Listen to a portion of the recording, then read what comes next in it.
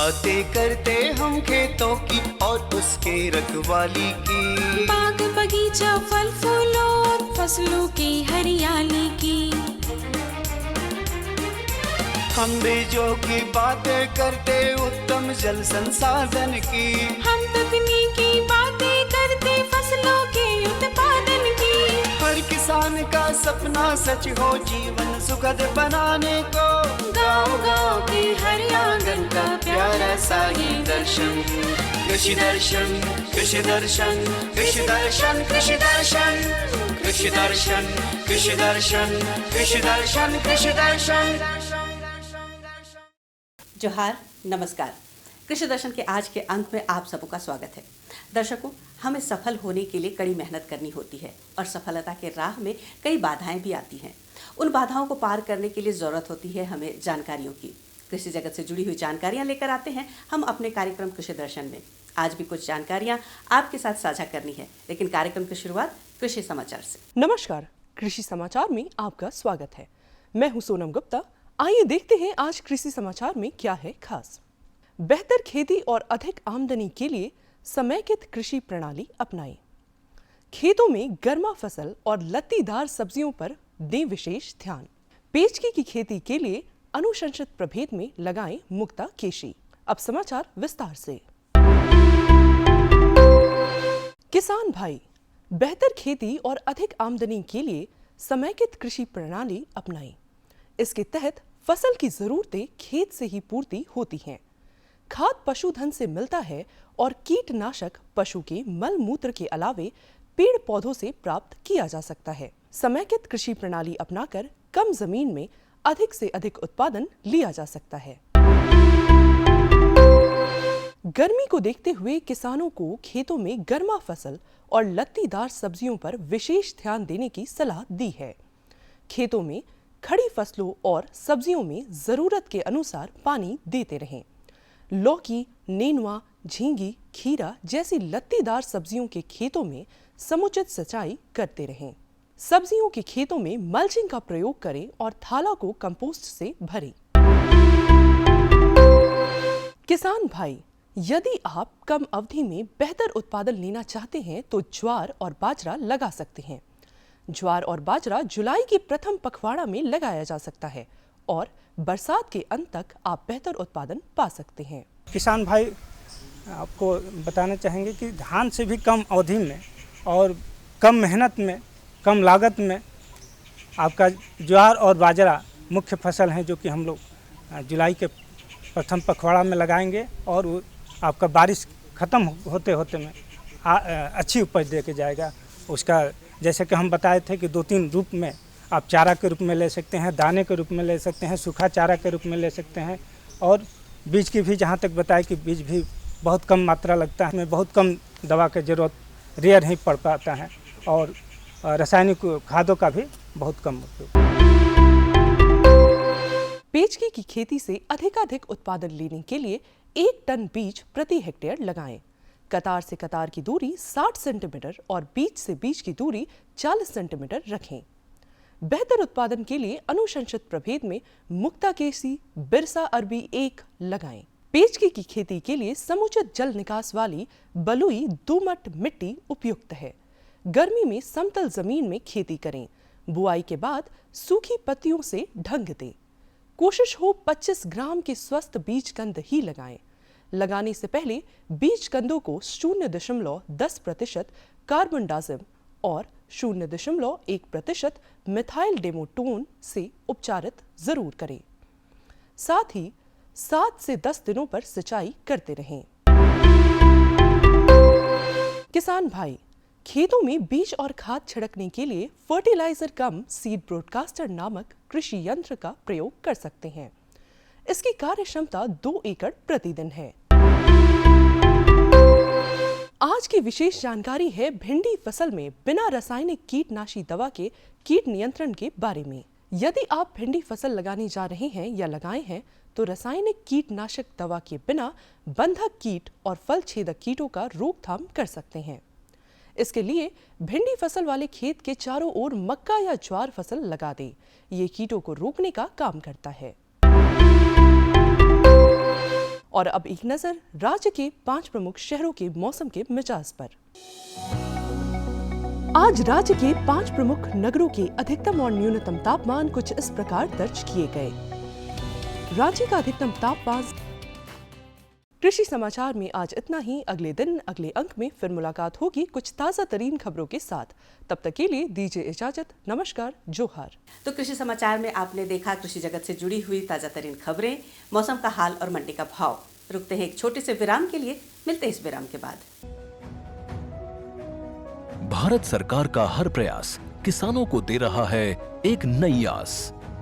देश के किसानों की खुशहाली और उन्हें आत्मनिर्भर बनाने के लिए भारत सरकार समर्पित है। प्रधानमंत्री श्री नरेंद्र मोदी जी के नेतृत्व में कृषि क्षेत्र में किए गए निरंतर प्रयासों के फलस्वरूप देश खाद्यान्न व बागवानी के क्षेत्र में आत्मनिर्भर हो चुका है और देश में दलहन का उत्पादन भी बढ़ा है। इसी तरह भारत सरकार ने खाद्य तेलों के उत्पादन को बढ़ाने के भी अनेक प्रयास किए हैं। इसी क्रम को आगे बढ़ाते हुए माननीय प्रधानमंत्री श्री नरेंद्र मोदी जी के नेतृत्व में भारत सरकार ने दूरदर्शी निर्णय लेते हुए राष्ट्रीय खाद्य तेल मिशन ऑयल पाम की शुरुआत की है। इस मिशन से देश भर के किसानों को बहुत लाभ मिलेगा। कृषि के पूंजी निवेश में वृद्धि होगी, खाद्य तेल आयात पर देश की निर्भरता कम होगी और रोजगार के नए अवसर पैदा होंगे। खाने के तेल में आत्मनिर्भरता के लिए अब राष्ट्रीय खाद्य तेल मिशन ऑयल पाम का संकल्प लिया गया है। इससे किसानों को तो सीधा लाभ होगा ही, गरीब और मध्यम वर्ग के परिवारों को सस्ता और अच्छी क्वालिटी का तेल भी मिलेगा। यही नहीं, ये मिशन बड़े स्तर पर रोजगार का निर्माण करेगा। इस मिशन के अंतर्गत ऑयल पाम का रकबा और पैदावार बढ़ाने पर जोर देने के लिए सरकार ने 11,000 करोड़ रुपए से अधिक की सहायता राशि निर्धारित की है। मिशन के तहत सरकार ने ऑयल पाम की खेती के लिए रोपण आदि की सहायता में बढ़ोतरी करते हुए पहले मिलने वाले 12,000 रुपए प्रति हेक्टेयर को बढ़ाकर 29,000 रुपए प्रति हेक्टेयर तक कर दिया है। ऑयल पाम के पुराने बागों के पुनरुद्धार के लिए 250 रुपए प्रति पौधा के हिसाब से विशेष सहायता दी जा रही है। पौधारोपण सामग्री की कमी दूर करने और बीजों की पैदावार करने वाले बागों को भी सहायता दी जाएगी। इसके तहत 15 हेक्टेयर ऑयल पाम उद्यान के लिए 80 लाख रुपए तक की सहायता राशि दी जाएगी। इसके अलावा नर्सरी विकास के लिए 40 लाख रुपए तक तय किए गए हैं। पूर्वोत्तर और अंडमान राज्यों के लिए विशेष सहायता का भी प्रावधान है। ऑयल पाम के किसान ताजे फलों के गुच्छे यानी FFB का उत्पादन करते हैं, जिनकी वर्तमान में कीमतें अंतर्राष्ट्रीय मूल्यों में उतार चढ़ाव के आधार पर तय होती हैं। पहली बार केंद्र सरकार ताजे फलों के गुच्छे की कीमत के लिए किसानों को आश्वासन दे रही है। ये व्यवहार्यता मूल्य यानी VP कहलाएगा, यानी किसानों को कोई घाटा नहीं होने दिया जाएगा। व्यवहार्यता मूल्य VP तय करने की शुरुआत 1 नवंबर से होगी और अगले वर्ष 31 अक्टूबर तक जारी रहेगी। इसे ऑयल पाम वर्ष कहा जाएगा। इस योजना के तहत वर्ष 2025-26 तक ऑयल पाम का रकबा 6.5 लाख हेक्टेयर सृजित करने और कच्चे ऑयल पाम की पैदावार वर्ष 2025-26 तक 11.20 लाख टन पहुंचाने का लक्ष्य निर्धारित किया गया है। सरकार के इस महत्वपूर्ण निर्णय से देश में ऑयल पाम की खेती करने वाले किसानों में विश्वास पैदा होगा और वे खेती का रकबा बढ़ाएंगे। इस तरह पाम ऑयल का उत्पादन भी बढ़ेगा, जिससे किसानों की आय बढ़ेगी और ग्रामीण अर्थव्यवस्था भी सुदृढ़ होगी। दर्शकों, ये जो हल्दी और अदरक की फसल है, इसे तेज धूप की जरूरत नहीं पड़ती है, लेकिन इसे पोषक तत्वों की बेहद जरूरत होती है। कैसे करें हल्दी और अदरक फसलों की वैज्ञानिक खेती ताकि ज्यादा मुनाफा मिल सके? पूरी जानकारी इस कार्यक्रम के माध्यम से। किसान भाइयों, आज हम बात करेंगे हल्दी व अदरक की वैज्ञानिक खेती के बारे में और इस विषय पर जानकारी देने के लिए आज हमारे साथ हैं दिव्यांग कृषि विज्ञान केंद्र के विशेषज्ञ डॉक्टर रविंदर कुमार सिंह। डॉक्टर साहब, जैसा कि आज का विषय हमने लिया है हल्दी व अदरक की वैज्ञानिक खेती, तो सबसे पहले आप हमारे किसान भाइयों को बताएं कि जो किसान भाई हल्दी की खेती करना चाहते हैं उसके लिए किस प्रकार की तैयारी वो शुरू करेंगे। किसान भाइयों, अगर हल्दी और अदरक दोनों ही फसलों की बात की जाए तो यहाँ की जलवायु और मृदा दोनों ही इसके लिए बहुत ही ज़्यादा उपयुक्त है और सफलतापूर्वक यहाँ पे इसकी खेती की जा सकती है। हल्दी और अदरक की खेती की बात हम जब करते हैं तो सबसे पहले जो महत्वपूर्ण बिंदु आता है वो भूमि का चुनाव का आता है।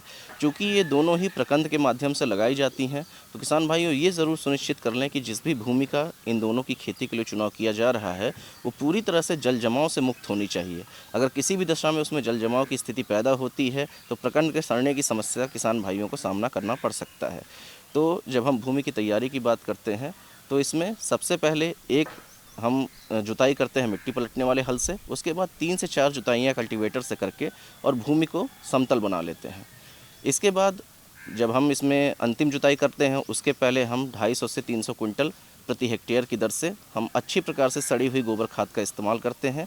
उसे प्रयोग करके उसे हम मिला देते हैं और इस प्रकार खेत को समतल बना के हम खेत की तैयारी पूर्ण कर लेते हैं। किसान भाइयों, अगर हम हल्दी और अदरक को लगाने के समय की बात करते हैं तो अभी का जो समय है अप्रैल मई का ये भी उपयुक्त है, इसके साथ ही से जून में भी लगा सकते हैं। परंतु किसान भाइयों इस बात का ध्यान आपको देना होगा कि अप्रैल मई में अगर आप अदरक और हल्दी खेती करना चाह रहे हैं तो आपके पास सिंचाई की व्यवस्था अच्छी प्रकार से होनी चाहिए, क्योंकि अगर सिंचाई की कमी होती है तो इस समय इन दोनों ही फसलों को लगाना उपयुक्त नहीं होता है। इसके लिए फिर हम मृदा में नमी बनने के समय का इंतज़ार करते हैं, जो कि हमारा जून जुलाई का समय होता है, उस समय भी हम इसको लगा सकते हैं। अदरक और हल्दी की खेती में जो सबसे अच्छी बात होती है कि इसे आप खुले खेत में भी लगा सकते हैं मुख्य फसल के रूप में। उसके साथ ही साथ जो भी किसान भाई हमारे बाग लगाए हुए हैं, फल बागों की अगर हम बात करते हैं तो उसमें भी जो हमारा कतारों के बीच में जो स्थान उपलब्ध होता है उसमें भी इन दोनों की ही खेती सफलतापूर्वक की जा सकती है। विशेष रूप से अगर हम अदरक की बात करते हैं तो थोड़ा हल्की छाया इसे पसंद होती है और इस तरह के स्थान में इसमें जो उपज होती है वो भी अच्छी होती है, पौधे का वृद्धि और विकास भी अच्छा होता है। डॉक्टर साहब, यहाँ आपने जिक्र किया सिंचाई के बारे में, तो हल्दी और अदरक की खेती में सिंचाई की क्या स्थान रहती है और कितनी सिंचाई इसमें ज़रूरत पड़ती है? किसान भाइयों, जब हम बात करते हैं सिंचाई की तो जैसा हमने बताया कि सिंचाई की व्यवस्था आपको पहले से कर लेनी चाहिए, लेकिन इसमें जो मुख्य रूप से जो बात आती है वो आती है सबसे पहले तो प्रभेदों का आप कौन कौन सा चुनाव करेंगे। अगर प्रभेदों की हम बात करते हैं तो राजेंद्र सोनिया और राजेंद्र सोनाली, इन दोनों ही प्रजातियों का हल्दी की खेती जो भी किसान भाई करना चाहते हैं इन दोनों उन्नत किस्मों का चुनाव आप कर सकते हैं। वहीं अगर बात आती है अदरक की खेती की तो सुरुचि, सुप्रभा, नदिया, इन प्रजातियों का चुनाव किसान भाई करते हैं तो इससे अच्छी उपज प्राप्त कर सकते हैं।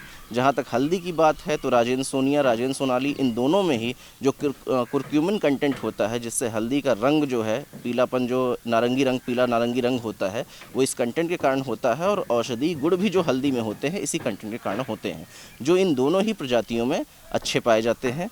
अगर हम लगाने की इसको बात करते हैं तो इसकी कुछ विधियां हैं, 2 विधियां हैं, जिसमें से एक तो मेड़ बना के है, दूसरी है समतल विधि में। अगर हम जो हमारी ज़मीन है उसमें जल जमाव की स्थिति नहीं होती है तो सामान्यतः हम समतल विधि में समतल भूमि में लगाने का चुनाव करते हैं और इसके लिए आप 2 कतारों के मध्य लगभग 30 सेंटीमीटर की दूरी रखते हैं और प्रकंद से प्रकंद के मध्य आप लगभग 15 सेंटीमीटर की दूरी रखी जाती है। एक चीज़ का किसान भाइयों विशेष ध्यान दीजिए कि चूँकि प्रकंद सड़ने की एक समस्या बहुत ही सामान्य सी है इन दोनों ही फसलों की खेती में, तो इसके लिए ट्राइकोडर्मा से आप उपचारित अवश्य करें।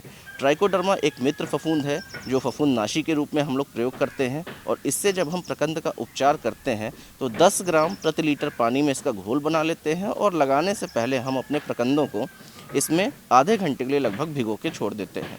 उसके बाद अगर आप लगाते हैं तो प्रकंद सड़ने की समस्या जो हमारे किसान भाइयों को देखनी पड़ती है उसका जो लगने वाली समस्या होती है वो काफ़ी हद तक नियंत्रित हो जाती है।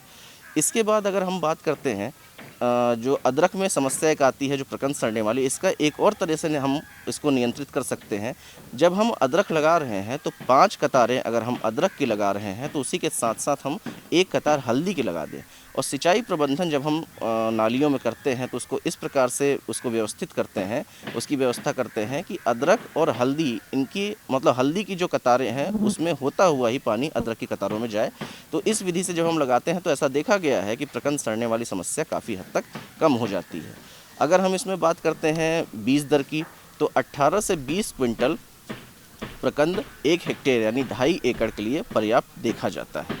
उसके बाद सबसे प्रमुख बात आती है कि इसमें खाद एवं उर्वरक की क्या मात्रा होनी चाहिए, कितने अंतराल पर खाद और उर्वरक का छिड़काव करना चाहिए? किसान भाइयों, बिल्कुल सही बात है कि पोषक तत्व प्रबंधन किसी भी फसल में जो उपज होता है उसको निर्धारित करने का एक प्रमुख कारक होता है। जो पोषक तत्व प्रबंधन है वो एक महत्वपूर्ण कारक होता है। पोषक तत्व की अधिक मात्रा की इसमें आवश्यकता होती है। अगर यूरिया की बात करते हैं तो 100 किलोग्राम प्रति हेक्टेयर की दर से, और अगर फास्फोरस और पोटास की हम बात करते हैं तो 60 किलोग्राम प्रति हेक्टेयर की दर से, और पोटास भी 60 किलोग्राम प्रति हेक्टेयर की दर से आवश्यकता इसकी पड़ती है। नाइट्रोजन की अगर हम पूर्ति की बात करते हैं तो उसके लिए यूरिया का इस्तेमाल कर सकते हैं। पोटेशियम की पूर्ति की बात करते हैं तो म्यूरेट ऑफ पोटास का इस्तेमाल कर सकते हैं, और फास्फोरस की पूर्ति के लिए हम डाई अमोनियम फास्फेट या DAP का प्रयोग कर सकते हैं। यदि फास्फोरस के लिए हम डाई अमोनियम फास्फेट का प्रयोग कर रहे हैं तो चूँकि उसमें 18% नाइट्रोजन भी पाई जाती है, तो उसी अनुपात में हम यूरिया की मात्रा को कम कर सकते हैं। इसमें पोषक तत्व प्रबंधन में एक बात का ध्यान रखिएगा कि फास्फोरस और पोटास की मात्रा को हमको खेत की तैयारी के समय ही मिला देना है, और इसके साथ ही जब हम बात करते हैं यूरिया की तो उसे हमको 3 भागों में बांट के देना है। एक भाग को खेत की तैयारी के समय, दूसरे भाग को 40 से 45 दिन पे, और तीसरे भाग को इसी के बाद 40 से 45 दिन के बाद में इसे देना होता है। तो इस प्रकार से अगर आप पोषक तत्व प्रबंधन की बात करते हैं की व्यवस्था करते हैं तो अच्छी उपज इसमें सुनिश्चित की जा सकती है।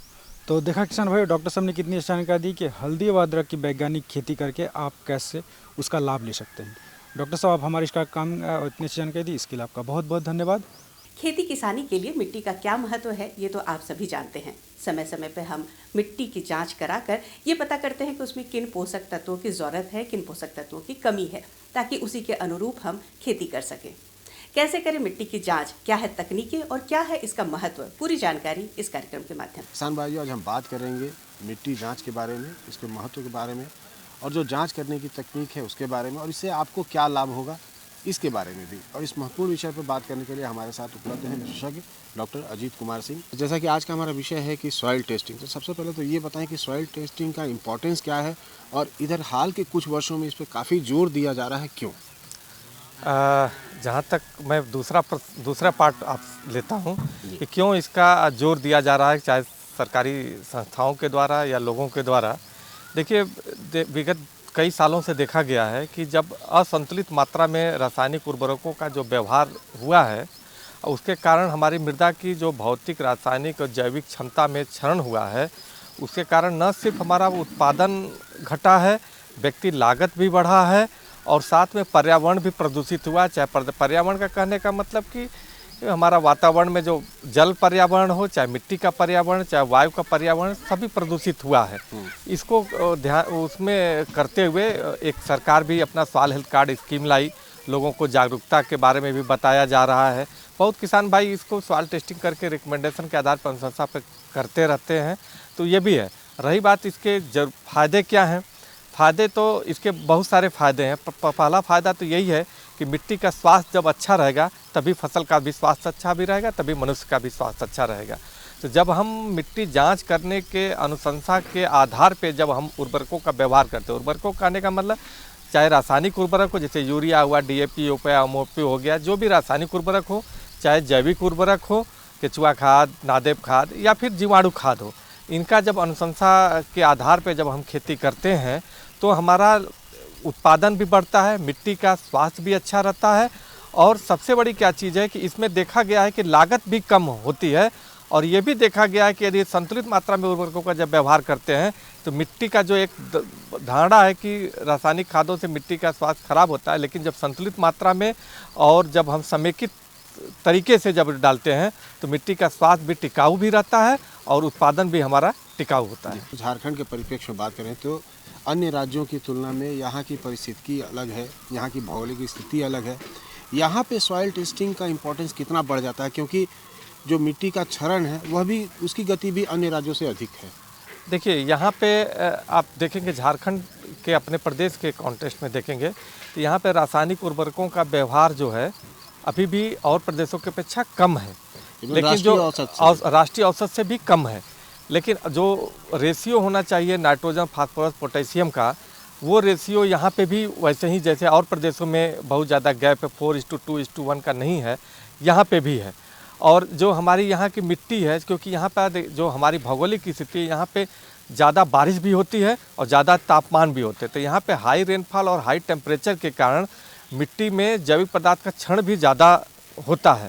तो इनके यहाँ के संदर्भ में देखा जाए तो हमको लगता है कि जो हमारे पास संसाधन है, प्राकृतिक संसाधन है, उससे हमको बहुत सारा नादेप या केचुआ खाद बन सकते हैं। यहाँ पे बहुत सारे वन जंगल एरिया है और जो भी गौमूत्र गोबर है इसका व्यवहार करते हुए और रासायनिक जो उर्वरक हैं उसको समेकित करते हुए यदि हम करते हैं तो काफ़ी हमारा उत्पादकता भी होगा। और क्योंकि यहाँ पे प्राकृतिक संसाधन बहुत अधिक है तो यहाँ पे यदि मिट्टी जांच करके और दोनों का इंटीग्रेशन करके यदि करते हैं तो ज़रूर यहाँ पे अच्छा प्रभाव देखने को मिलेगा। जी, कोई किसान भाई अपनी मिट्टी की जांच कराना चाहते हैं तो वह क्या पूरी प्रक्रिया है? क्या वो स्वयं ही मिट्टी को लेके जा सकते हैं तो किस रूप में सैंपल का कलेक्शन करें या कैसे वो संपर्क करके अपनी मिट्टी की जांच कराएं? किसान भाइयों को तो पहले ये जानना चाहिए या सभी लोगों को ये है कि मिट्टी जांच का सबसे महत्वपूर्ण भाग यदि देखा जाए, हर एक चीज़ों का एक महत्वपूर्ण भाग होता है, तो मिट्टी जांच का सबसे महत्वपूर्ण भाग है ये कि मिट्टी का नमूना कैसे लिया जाए। यदि हमारा मिट्टी का नमूना ही अच्छा नहीं रहेगा, ठीक से नहीं लिया गया है, वैज्ञानिक तरीके से नहीं लिया गया है, तो जांच करने के बाद जो भी रिजल्ट आएगा वो भी गलत ही होगा। तो किसान भाइयों, मिट्टी का नमूना लेना कोई बहुत ऐसा नहीं है, वो हम किसान भाई अपने से भी ले सकते हैं या किसी के सहयोग से भी ले सकते हैं। मिट्टी का नमूना लेने के लिए बहुत सिंपल तरीका है कि जैसे आपका कोई खेत है, चारों तरफ से उसकी मेड़ बनी रहती है, मेड़ से 1 से 1.5 फीट को छोड़ के आप 10 से 12-15 जगह से नमूना ले सकते हैं।